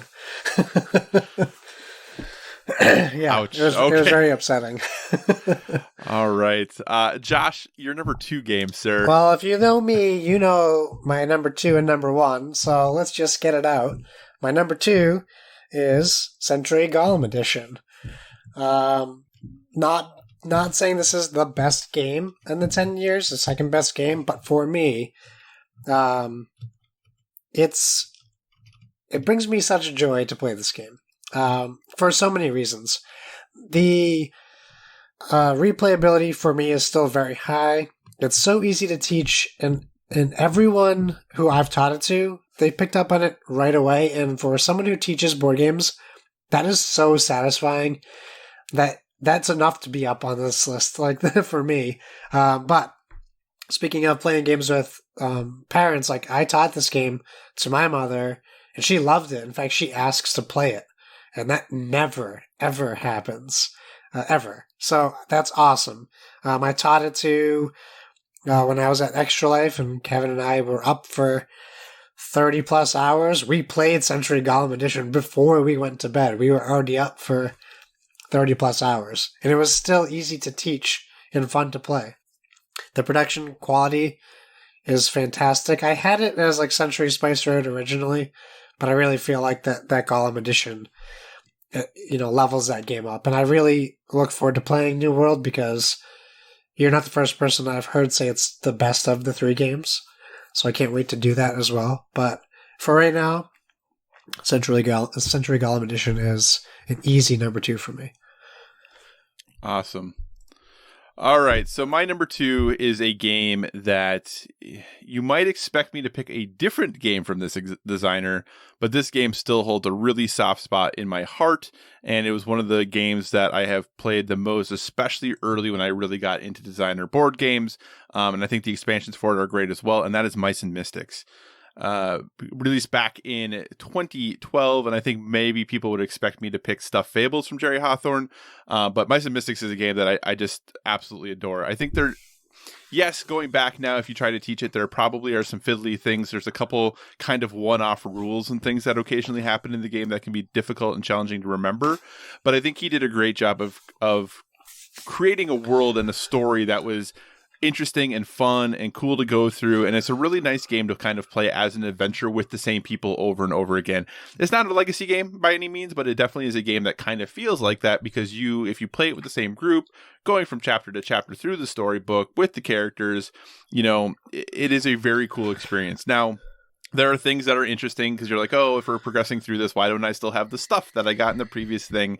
Yes, there are things that don't necessarily hold together well, but Mice and Mystics was really one of the games that I couldn't stop thinking about when I first really got into board games a ton, and it's still a game I like going back to today, and I think the expansions for it are great as well. So that's my number 2, Mice and Mystics. You guys are surprising the heck out of me with your picks. Mice and Mystics, that's a great game. I wouldn't put it on my list just because it's a cooperative game. I'm not a big fan of cooperative games, but man, I was expecting totally different things. Good. Well, I'm glad we're keeping you on your toes. Surprise. What is your number 2, sir? Well, I feel like now I'm just going the main route. So mine is the decade's best RPG outside of D&D. Like tabletop RPG? No, board game. This would definitely be a board game. You'd find it on board game. Oh, Gloomhaven? Definitely gotta go with Gloomhaven. Yeah. 2017 Yeah. Sepulchre Games. So I played like 40 plus hours of Gloomhaven. I love the card combat mechanic, and I have to say that like a lot of like non-pen and paper RPGs, so games that aren't Dungeons and Dragons or some other rule set like that, can kind of drag at points, often because the storytelling takes up a bit too much of the game and is quite rigid. And I just fundamentally believe that no auto-generated storyteller, either through like cards or a choose-your-own-adventure booklet, like you might see this year on Tainted Grail, comes as close to like a human game master or dungeon master, has this flexibility to tailor a game to the players to make it alive. And like Gloomhaven entirely skips this issue because there's a story in the game, and the story is I think the story is written a little bit funky. It's good, but the game is about fighting, and it's about leveling up through fighting with a story that is just on the side. It's like a side dish. And the mechanics of the miniature fighting, the way that you gain new cards, and the way that you modify the cards as the game progresses, the way you uncover new battles and new characters. I just think this game is perfect. I will be very surprised if this isn't someone else's number one game. I can guarantee you'll hear it on someone else's list very soon that is not mine.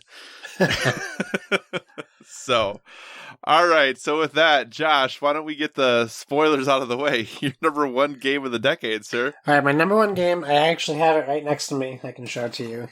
It is Dice Fishing Roll and Catch by Homo Sapien Labs. You're such a liar. What? You roll dice to catch fish. How awesome is that? It's Gloomhaven, of course. Come on. Yes. Gloomhaven continues to surprise me, which is awesome. We play monthly because we have kids and life is tough sometimes. But last night we played a new scenario where I'm getting closer to retiring my character. Surprises were popping up in one of the scenarios we did where we're putting down these like counters to remind us that like once we open this door, something's going to pop up behind us and you don't know what it is. There is an issue with Gloomhaven that apparently they're going to fix with Frosthaven, but you still do lose a little bit of the surprise because one of your party members has to read what is going to happen. So you do have a little bit of that going on, but we do it so we don't. Two of us out of the three don't know what's going on, and we make sure the person who does know is not intentionally asking us to do things because it is still very much a game where you're sitting at a table with other players, but you really can't tell people what you're doing.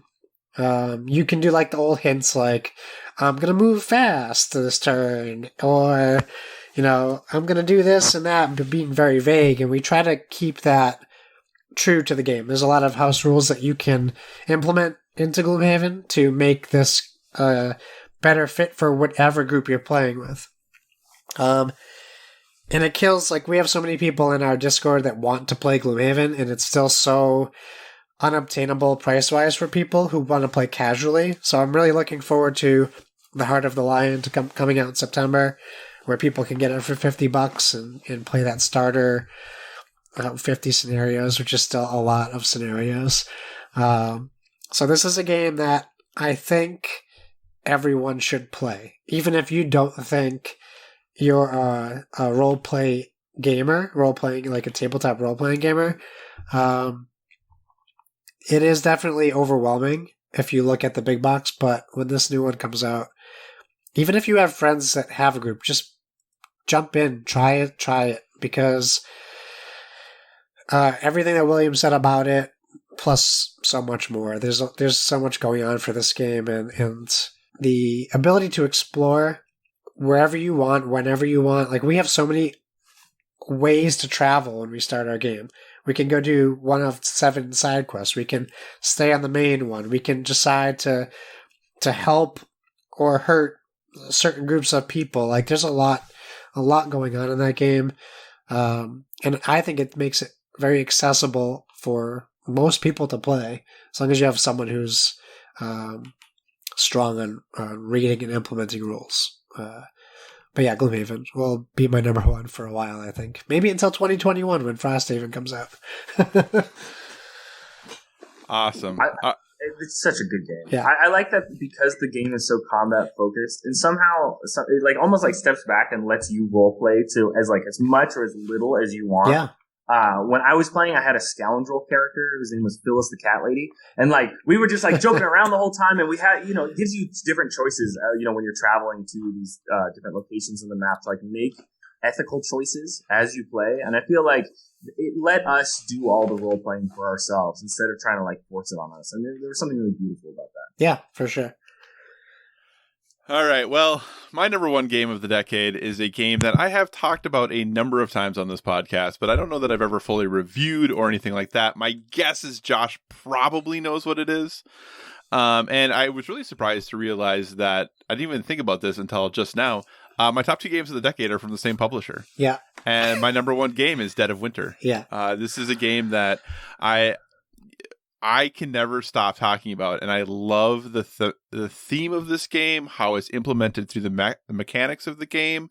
This is a game that I am constantly wanting to get back to the table and play again and again and again. I love the crossroads component of the game. I think that mechanic is super interesting. I love the hidden trader aspect, that sometimes you have one and sometimes you might not, unless you play to always have one, which is kind of a fun way to play. But I just really like how this game is all put together. I think it was Jonathan Gilmour's first design, and just seeing where he has gone from there is pretty impressive. So Dead of Winter, just one of those games that has always sat well in my heart and is always at the tip of my tongue when people are like, what are your favorite games you've ever played? This is always the first one that comes to mind for me. Maybe it's because there's a dog in it who can carry a knife. I don't know. Sparky's pretty great. I think that's pretty amazing. But Dead of Winter, definitely my top game of the decade, and a game that will always live very, very close in my heart. So there we go. That's my number one. William, thoughts on that as my number one game of the decade? Kyle, I disagree with you quite a lot, but That's I think fine. that is an excellent choice. I think the hidden trader mechanic is maybe the best in Dead of Winter of any game that I've played, where you're all supposed to be working together. And I would say even more so than the House on a Hill, the legacy game that we were talking about earlier. Betrayal. House on a Hill. Yeah, it's just great. It's a great game. So, Yes, I love Dead of Winter. I almost put it on my list just because we have such a great time playing it. It's also pretty fun just to say someone's a traitor right away and see how that game mechanic plays out. I think Kyle's played it a lot more than I have. If I played it more, I could see this probably cracking that top 10. I just haven't played it enough. awesome. All right. Well, that leaves it to you, Sir William. What is your number one game of the decade? So my number one game is the best auction/bidding game of the decade, which is, of course, London Markets from 2016 by Queen Games. So London Markets puts players in no, I'm just kidding. I'm sorry. I'm just reading from board games. I was so confused. No, I just picked some random game that's apparently they're listing it as over number 10,000. Okay, no. So my actual number one game. So I babbled about this game before on your podcast, but I think it's the decade's best game, which is Nemesis from last year, 2018, by Awakening Realms. I said I loved it on your podcast, but after playing it even more this year since we last spoke, I have to say it's even better than I made it look to be. The game is just so tense and riveting and cinematic and so difficult. You take control of a single character on a starship where like something terrible is aboard, a la Ridley Scott's Aliens. And each turn you got all these different hard choices about who to trust, where to move, and you're just trying to survive and fulfill your own secret objective along with surviving with the rest of the people that are playing. And so I said that I don't really like cooperative games, and there weren't any on my list, which is mostly true, but not entirely, because this game is cooperative in the sense that you need 100%, like you need your teammates to help you fight, to help you flee, to help you hide from this like astral terror in the game. But there is always this mistrust that lies between everyone, because you're not ever sure what other people's secret objectives are. And I think maybe like a third of the secret objectives are to like kill another specific player. So you're really horribly suspicious this whole game. You're trying to work together, but you don't know if Kyle is in the same room with me, so we're not creating too much noise, or if really he's just looking for his chance to just chuck me out an airlock. And it just builds into this theme of terror that just permeates the entire game. So this is my number one game of the decade because it's the number one game I've wanted to play all year. Whenever I got a chance to play a nice like 3-hour long board game that takes an hour and a half to learn the rules, this is the one that I went for. Very, very cool. So one thing I want to ask you both, now that we have gone through our top 10 games of the decade, and I'm just doing a brief scroll through the top 100 games currently on Board Game Geek. And it looks like I'm up to number 50 right now, and only 4 of the games came out prior to 2010 at that point.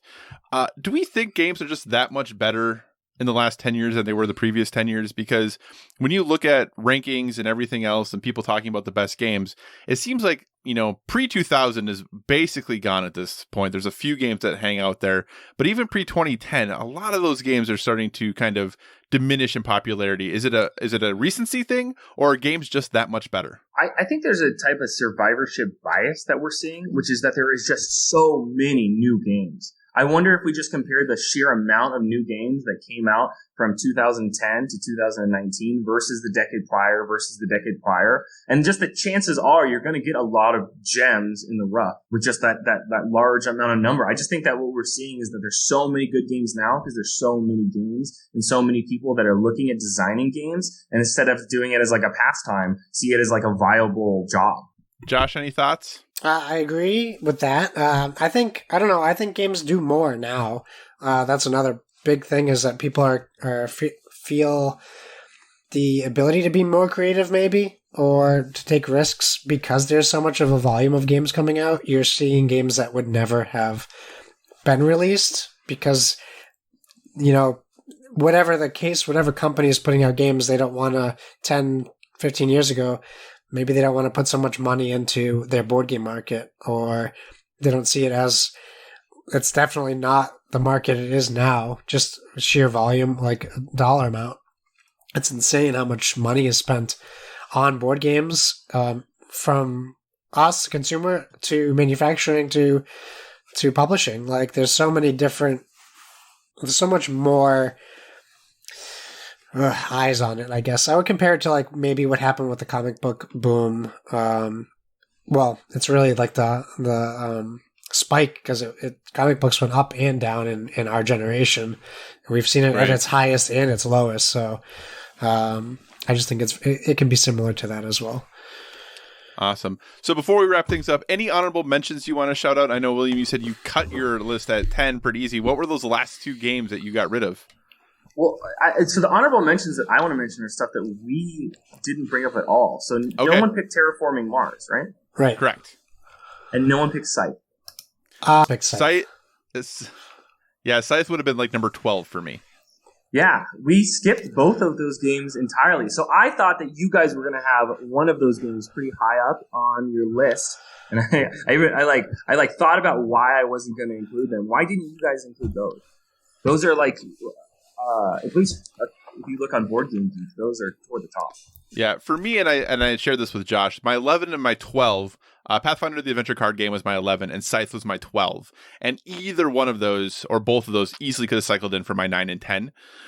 For me, it just was the experience of thinking about, Terraforming Mars I've played. I don't think I like it as much as most other people do. I definitely prefer other heavier Euros. Like, I would have put Great Western Trail on before I would have put Terraforming Mars on personally, which was on my short list as well of a game I would have included. I don't know that I'm as enamored with Terraforming as others. Scythe I really do like. It's a game I like a lot. I think the problem I have with it is that for better or for worse, it sells itself, or when you look at it, it seems like it's going to be this awesome combat game, and that's not really what it is. No. And I think just because of that it's a good game. It's a very good game. I like playing it, but when I explain it to people, everyone's like, hey, so I'm going to fight with these mechs, and I'm like, probably not really. That's actually probably not going to happen like at all. And for me, I don't know, that just always is like a little hang up for me, is it doesn't really present itself as what the game actually is. It's a very good game, just doesn't present itself really as to what it's going to be. Yeah, it's like giving someone a gun and be like, don't shoot it. And also, you don't have any bullets. Right, the game, exactly. The game does everything it can to make sure that you're not directly in combat with your opponents, and then it punishes you for that. Yeah, I guess that's probably one reason why I didn't put it on my list, which is there are these like other games similar to it, these like mid to heavy Euro games on the market now. And I think that I would probably rather play a new one and like discover it than like replay Scythe. Yeah. Josh, go ahead. I own both Terraforming Mars and Scythe. I've only played Scythe digitally, so I haven't played Terraforming Mars. So I could, from everything I've heard, I could totally see them being on the list. I just haven't, had the opportunity to play them yet. And I think it was something we just talked about, like the amount of new games coming out is really stifling my ability to get those to the table because they're old. Like that's that whole mindset. Not that I don't want to play them, because I just bought Terraforming Mars last year. Like I definitely want to play it. I just haven't. Yeah, I guess for me, Terraforming Mars and Wingspan kind of like inhabit the same, like, well, they would have been in the same spot on my list. And I just feel like I would rather play Wingspan than Terraforming Mars. He's like card focused, chaining together cards and like cleverly laid actions to get to some point. That's kind of the heart of both games, even though obviously they're radically different in theme and when you sit down to play them. But I would just rather play Wingspan. Absolutely. Josh, did you have any other honorable mentions you want to throw out there? I really wanted to put Sagrada and Azul and Fox in the Forest on this list. And even Harry Potter Hogwarts Battle. Like, there's Ascension. Could have put 15 Ascension expansions or like things like that. Like, I definitely missed a deck builder, like, in my top games. I mentioned Quarriors. Like, Quarriors is a game that I look up on so fondly that no one knows about, and basically gave birth to Dice Masters, and it's just another one of those fun deck building, dice rolling battle games, like a game that I would still happily play. But I think doing this list, like, there's a lot of games I could have put on the list, and I think that's the point. Like, we just need to get these games ranked appropriately, because there's so many. Pandemic Legacy, there's a lot. So, yeah. The only other game that I would want to throw out that I didn't put on the list, and I almost did, other than I kind of just mentioned Great Western Trail, would be Troyes, which, if you look at it, it looks like it's Troyes. It's Troyes. So it's Sebastian Dujardins. I think it was his first game that he ever did. I just haven't played it in so long, but that is a game that got heavy rotation the first half of the decade. Until about 2015 or 2016, when it came to Euros, it was that and Terra Mystica that we were kind of going between, so I didn't want to include both of them on the list. But Troyes is a game I think that is not talked about as well. And, Sebastian went on to do Deus and Selenia, and Black Angel just recently has really done some awesome games. So that is a game that I think doesn't get quite the love that maybe it should, but that would be my only other kind of honorable mention, if you would. So, all right. Well, with that, and I'm gonna have to agree with Josh about Azul. That was the other game that was on my list that I decided to cut because I had code names and I had other kind of simple games that I looked at. No, that is awesome. So we're going to go ahead. We're going to start kind of working towards wrapping up. Josh, we did get a few listener-submitted suggestions. Do you want to take us through what some of the listeners said for their favorite games? Splig at Dopalicious on Twitter says, I've only really been gaming this decade. Most of my faves are the bigger names that get plenty of coverage, but a few lesser popular games I love are Meeple Circus, Patchwork, and Manhattan Project Energy Empire. I was very fond of Meeple Circus, and I have Patchwork, the board game, but I've definitely played the app 100,000 times. So I can agree with those. I haven't tried Manhattan Project yet. Paul. William, do you have any thoughts on any of those games? I think those are great games, but I wouldn't put them on my top 10. Maybe the closest I would get would be Manhattan, but even that, I'm not sure. Cool. All right, Paul Calicote at pcalico84. Fireball Island is my number 1. Magic Maze is number 2. Mario Monopoly and Mario Kart Monopoly 3 and 4, if dice count. I loves me some dice. How do y'all refer to dice? As dice, or 5, or 10,000? Or what? We say dice, then decide if we play to 5 or 10, but some call it 5 or 10,000. I don't know if you guys know what the heck that means, but I have no clue what that means. It was relatively cryptic. Kyle? No, but I'm going to see if I can search Paul, and find. You've stumped us. I'm happy. I think we sent Paul Magic Maze, so I'm happy to see that made his number 2. Fireball Island, I loved it. It's still a great game. I don't know that it would have cracked my top 10. But but it was fun. It was fun nostalgia. Okay, so here's what Dice is. It's the name of a family dice game very similar to Farkle. It also goes by other names including Zilch, Zilchers, Foo, Boxcart, Bogus, and Crap Out. Okay. That's interesting. So, yeah, it's a thing. There's a Wikipedia page for it. The Wikipedia page is under Dice 10,000. Ah. Is that from the last decade, though? Aha. Paul, That's a good Dice came out question. thousands of years ago. Years ago. Nice try, listener. I don't know about Monopoly, Paul. I'm going to call you out on Monopoly as your top your 3 and 4 games of the decade. Mario Monopoly, I've heard, hey, Mario Kart Monopoly, that rulebook inspired the Wingspan rulebook, so that's pretty cool. Other than that, That's true. I mean, you do you. Enjoy your Monopoly games. Who are we to judge? Haley Zor-L via Discord says, not a board game per se, but I love Cards Against Humanity, if that counts. That counts. It's a card game, right? I know, it's... People don't. Yeah, it's a some card. people don't Totally love counts. it. I definitely had its time in the sun with our group for sure. Hey, they went on to make Secret Hitler, so they're developing as a game company. And that's all our listener feedback, Kyle. Awesome. Well, hey, everyone. Thanks so much for that feedback. Well, we are Clearly the Gaming Podcast. We do want to give one shout-out, recommendation, or thing that we're currently into that is helping us live a well-rounded life. William, as our guest, you have the option.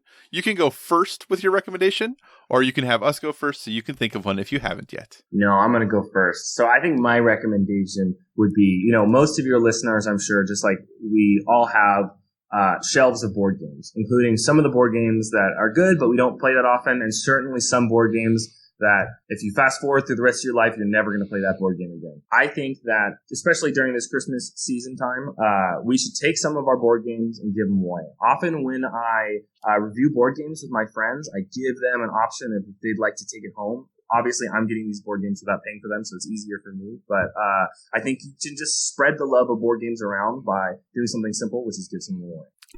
That is a excellent recommendation. Josh, what is your parting gift / well-rounded Well, life it's way more selfish than that. It's just watching a TV show. I'm actually re-suggesting, I think I suggested this before for a well-rounded life, but I want to tell people they should be watching The Watchmen on HBO. Because if they're not watching it, they're really missing out on something special, I think. There's a very powerful message in this show that you don't see too much nowadays. There's a lot of social commentary in this comic book TV show, so to speak. It really just continues to impress me, the boundaries they're pushing, and I've always been a big Damon Lindelof fan, so it's nice to see, him pushing the boundaries more and more, and this isn't for everyone, for sure. It definitely is violent. It's not as comic booky, I think, as people might think, but there's a lot going on with character development and backstory, and it just looks great. But there's a special message in there to get out of it. So I'd say if you haven't watched it yet, give it a shot. Watchmen on HBO. Does it have a Baby Yoda in it? No. Well, I don't know. Okay. I haven't seen the end yet, so maybe Baby Yoda shows up at the end. Okay. Awesome. All right. So my recommendation is going to be... Oh, go ahead, William. No, I was going to say, I wanted to ask you a question, Josh. So I actually reread the Watchmen comics this summer. Josh, how did you feel about the film? I didn't hate the film. I think the problem, just like any other IP they turn into a film, it stays true to the comic on the thinnest of lines, and it's hard to adapt. Watchmen, it's the graphic novel.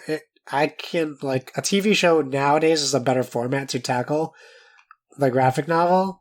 There's a lot of issues with the movie, but if you sit down and turn your brain off, I think it's a great action adventure superhero movie. But it's not great compared to the graphic novel.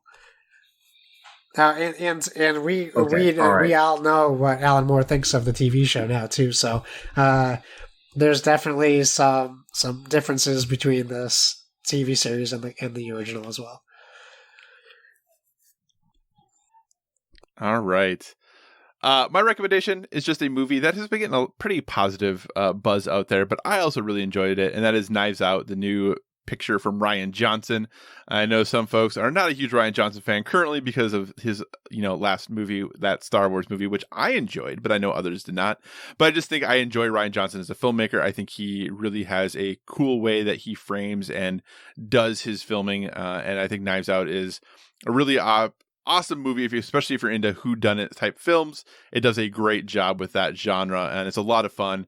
And if it made me want to go back and watch a few other of my favorite whodunits. So definitely recommend Knives Out. Rian Johnson does a great job with it. And if you didn't like his Star Wars movie, I think this is definitely a movie that you can watch and see how he is a very capable and quality filmmaker. Maybe just not in a genre that you really are super passionate about. So we'll leave it there. I hope that the movie comes. So we have one movie theater in the entire country here, and usually they're playing like 5 movies, and those are the movie. And one's always like a terrible Bollywood movie. So I'm hoping that it comes out here so that I can see it in the big screen. He's actually from near my hometown. Brick, that is like one of his first movies. Yeah, took place. They filmed it at my high school when I was a freshman. Oh, really? I hadn't seen Brick until just recently. I watched it for the first time. So that movie was great. Yeah, it's at St. Clemente High School. Oh, awesome. Well, now look at that. Look at those small world connections. All right. Well, William Herkewitz, thank you so much for joining us on this very special show. What would you like to plug for our listeners? Where can people keep up with you and all the things you're doing? Thank you guys for having me. As always, I hope that I can come on a 4th time in the future. So your readers can follow me on Twitter at Herkewitz, which is spelled HERKEWITZ, or they can read my Toys and Games columns in every issue of Popular Mechanics magazine. For the upcoming issue, I'm going to give out my 2019 Board Game Awards. The next issue, I cover 2 moves in a single game of chess between 2 of the strongest and most radically different chess engines ever designed. So lots of fun stuff coming up. Very cool. Josh, what do you say we wrap this show up? Let's do it. Thanks for joining us, everyone. In addition to finding us on Twitter and Instagram at BoardWithVG, you can find us on Facebook at facebook.com/BoardWithVG. So feel free to give us a 5-star rating over there. Also, if you want to communicate in the more long form, or you're just not feeling social media, please feel free to send us an email at boardwithvg@gmail.com. We tag all our stuff on social media with hashtag BoardWithVG, so please do the same. We want to see what you guys are up to, what games you're playing, etc. And whatever podcast service you're listening to us on, we encourage you to give us a stellar rating. That is, whether you're downloading us from the PSVG feed, the Dice Tower Network feed, or our very own standalone Board with Video Games feed. You can find me on Stadia, on Xbox Live, on PlayStation Network as Why So Serious. That's SIRRIUS. Kyle, where can people find you? So you can find me at all the usual places: Twitter, Instagram, PlayStation Network, Xbox Live, Board Game Geek, all at Psychocross, CYCOCROSS. As a reminder, next week's episode will be our top 10 video games of the decade, so be on the lookout for that. And as always, if you have suggestions for future topics, be sure to reach out to us on the social media, because we want to talk about what you want to hear about. Big thanks again to William for being here. We really appreciate it. And remember, everyone, whether it be board games or video games, never stop gaming.